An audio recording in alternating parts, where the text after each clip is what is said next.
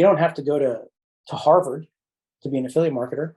Some of the best affiliate marketers are those street savvy, charming people. It's hustle, right? You need to have a skill set, which can be taught. You can learn how to do this.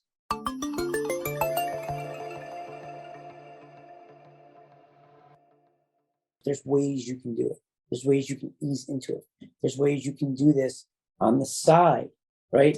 Think about it. Like it's a hustle business. You just got to find publishers, got to find people that are willing to run offers for you. And that's what I would mean. If you found somebody that was willing to run an offer for you and you're making them money, well, then try to figure out what else they want to run. What else is valuable to them?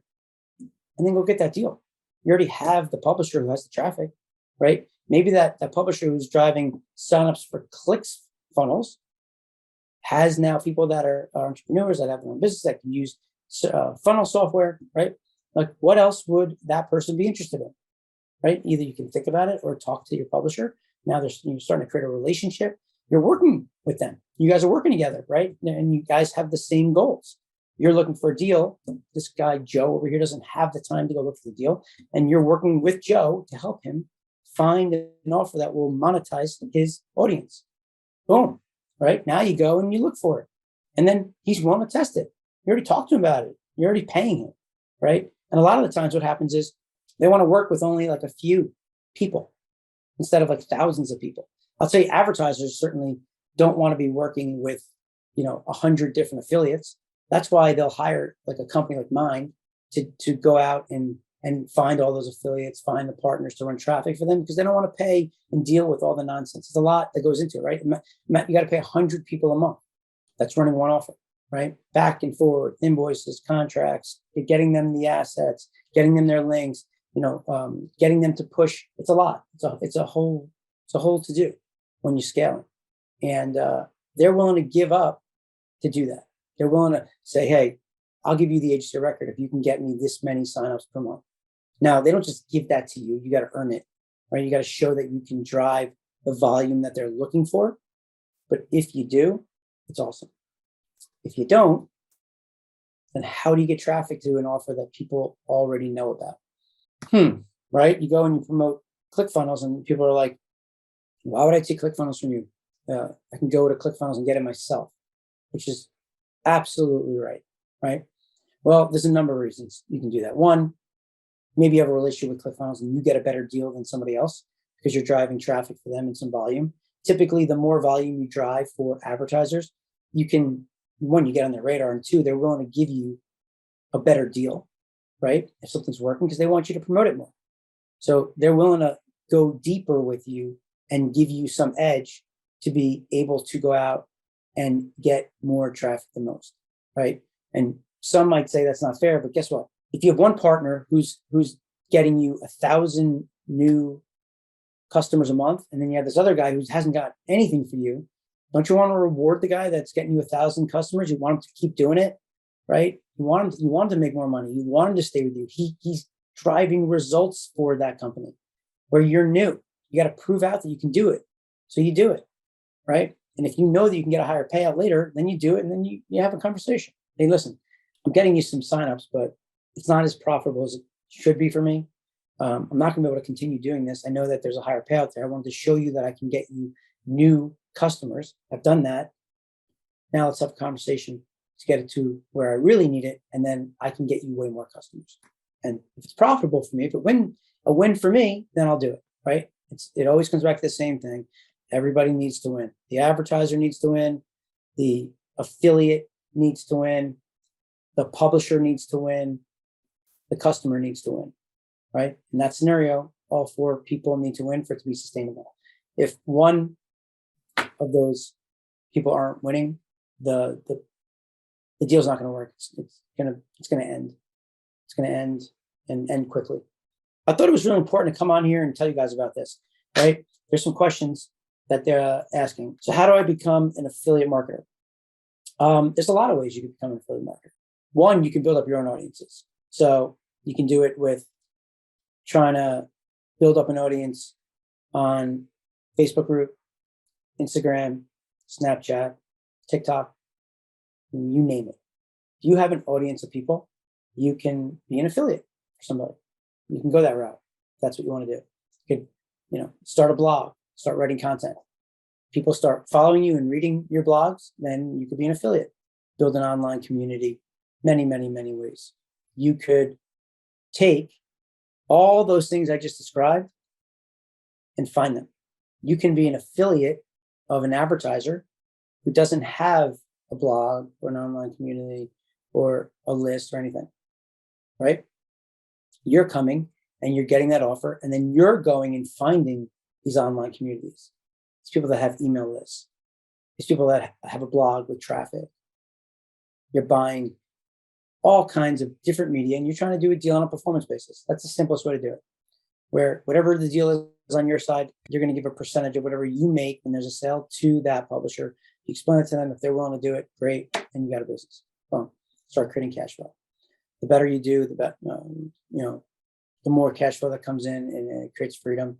If you're working for somebody and you want to do that, think in your head, what do you need to make for you to be able to go full time? If you can make some money doing it for a few hours a week, think about it. Like if you make 60 grand, what is that?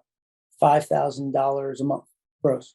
So can you make $5,000 a month? How much is that if you work on one offer and you break it out? How much money do you make per day? Frankly, if you get, a good deal running, you could get that much on one sale a day for some of these bigger, more valuable deals.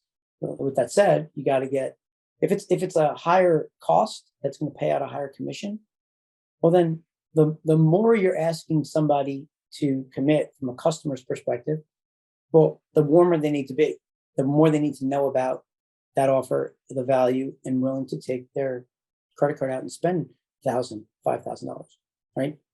Unless they're a hot lead, right? We talk about cold, warm, and hot. Then you're going to have to work them, nurture them a lot more, right? So you got to figure out what deals you're promoting and how you're going to get that person from a click of a ad to a customer, right?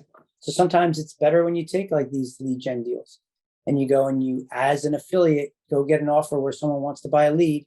You take their link, you start promoting it, you're getting people to sign up for the lead, and you're getting paid. You're creating cash flow for yourself. Those are the ways to do it. Is affiliate marketing easy? Interesting question. Is affiliate marketing easy?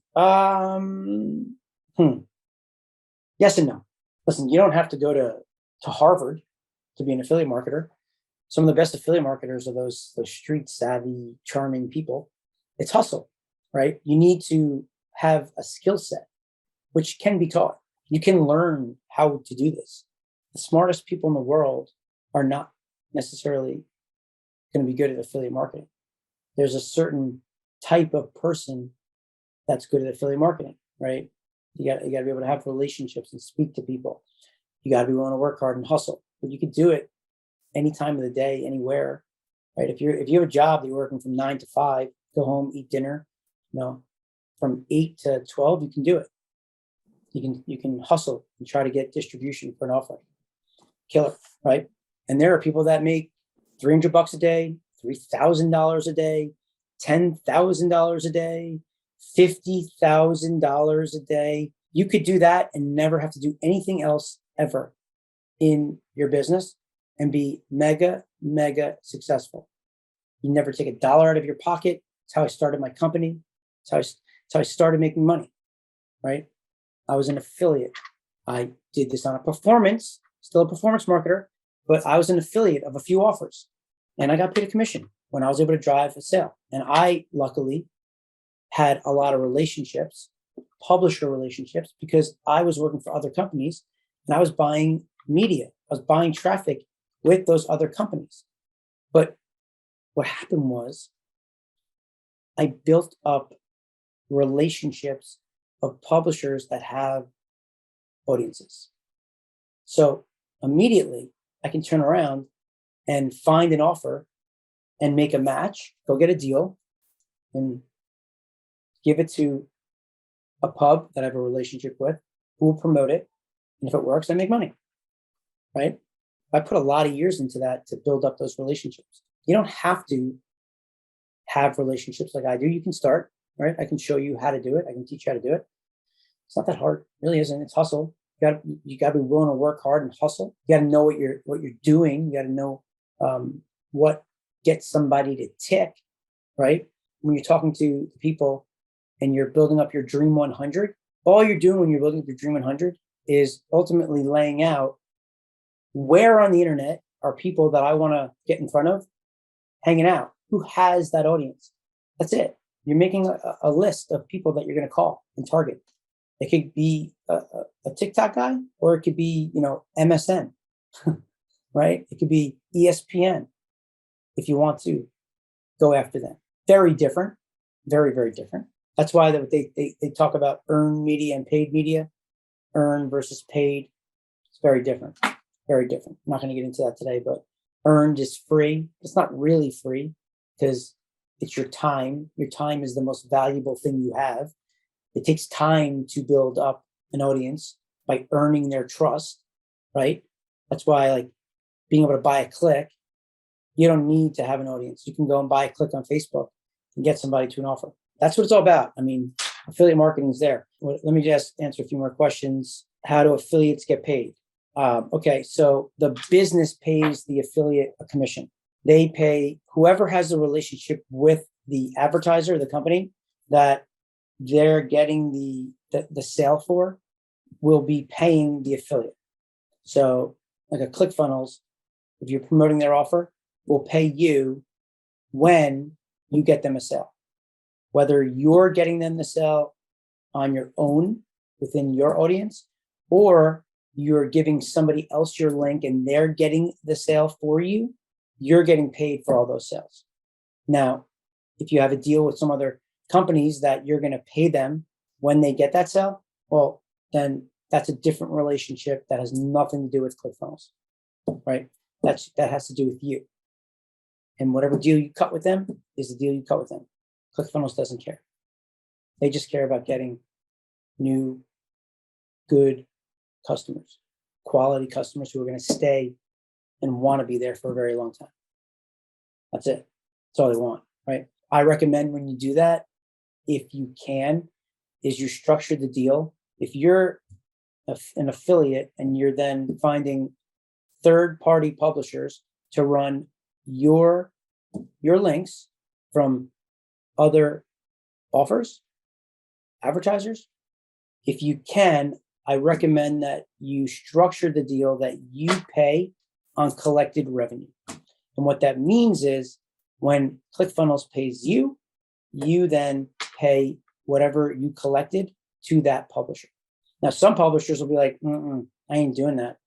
My relationship's with you. If I'm going to run your offer that is ClickFunnels, I can go to ClickFunnels and do that myself. People do that all the time. Now, they may stay with you because of your relationship and you're doing a lot more with them, but they may say, when I drive a sale, I have costs that are associated to me. I want to get paid. So whether you collect any revenue from your advertiser or not, it's not my business. You deal with that. And, you could say, well, I'm not going to do that. I'm not willing to take that risk, or you can.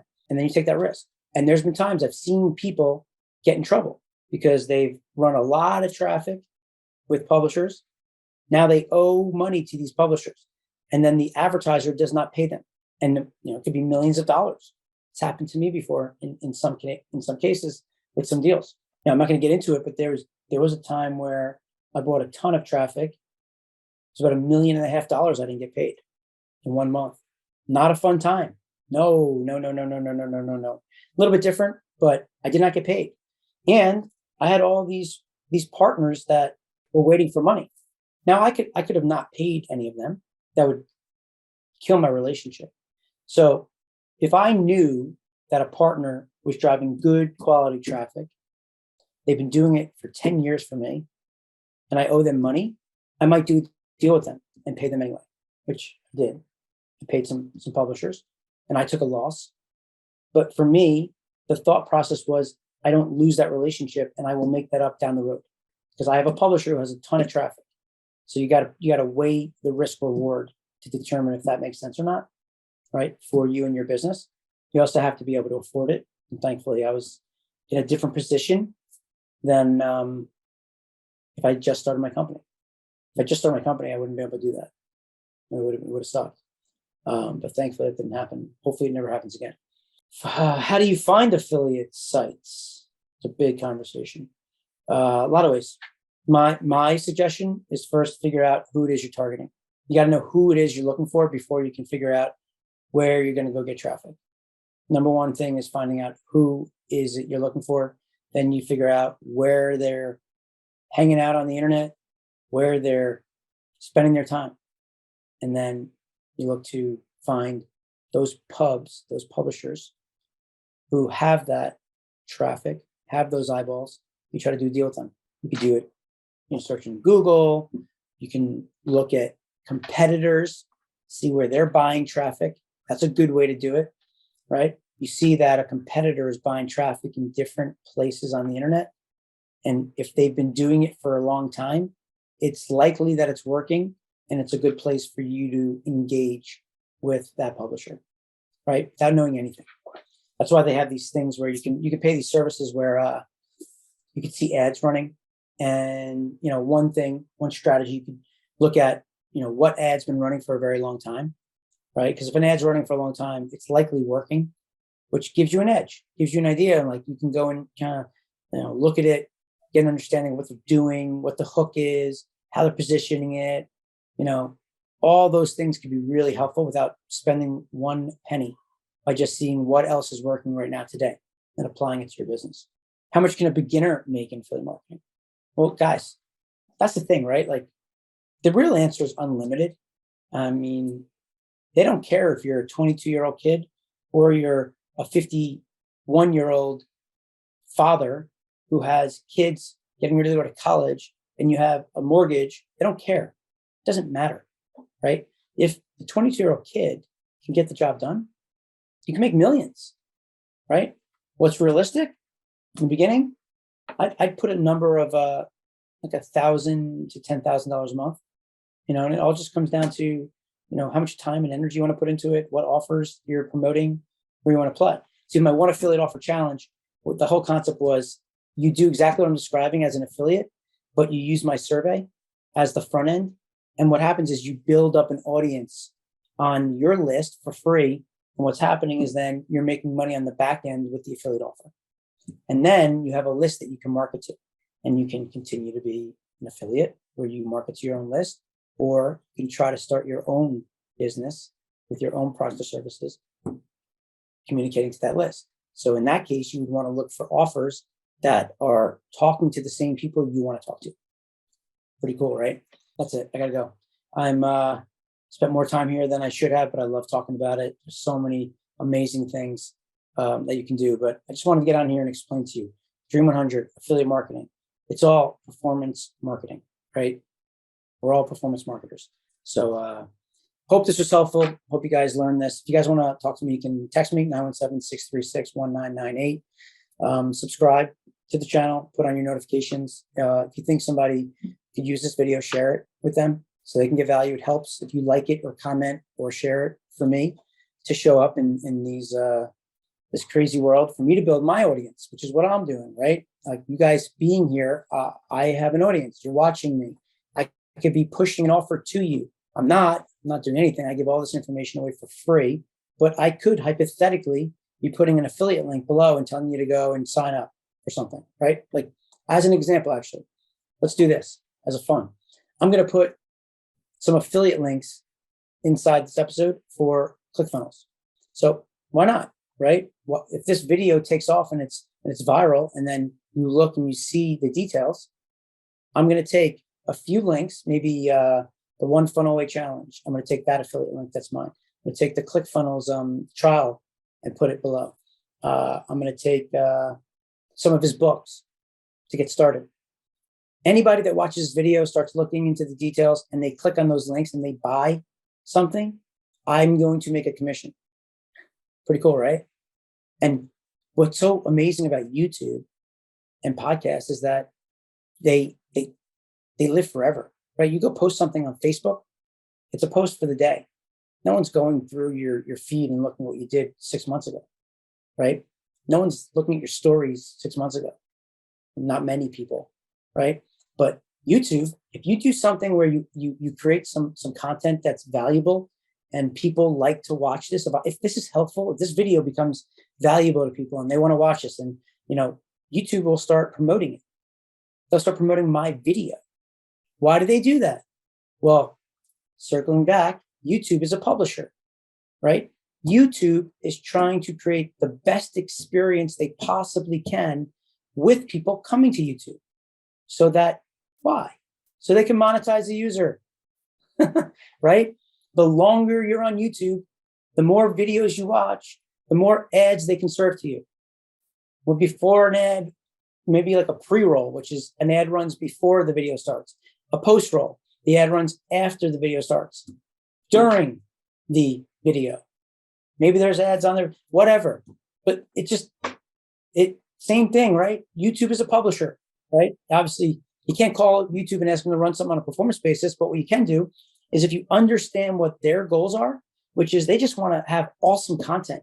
We're building their content for them. Like on TV, there's producers and they're creating all these cool shows or whatever, and then it's a whole to do. It's Hollywood, right? Movies. What we're doing is user-generated content. The people that create the best content, the most useful content for their audience, they're going to promote and push out into their network, and they're going to want those people to get those views. They're not doing it because they like you. They're doing it because it's helpful for them. You've done a great job of creating awesome content that someone wants to watch. So they just keep showing it to the people. And the minute people are like, I don't want to watch this anymore, then they won't show it anymore. That's why there's some videos that were created 10 years ago that are still getting views. And there's affiliate links on there where they're still getting paid 10 years later. That happens. It truly happens. If you want to start going and creating an audience, YouTube's a great place to do it. Great place.